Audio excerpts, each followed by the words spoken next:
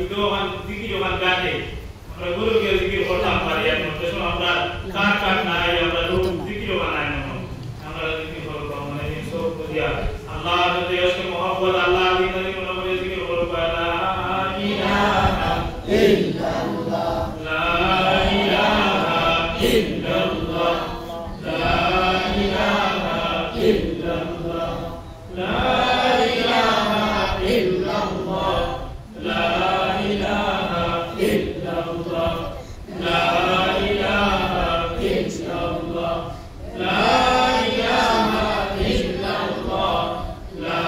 ইলাহা ইল্লাল্লাহ লা ইলাহা ইল্লাল্লাহ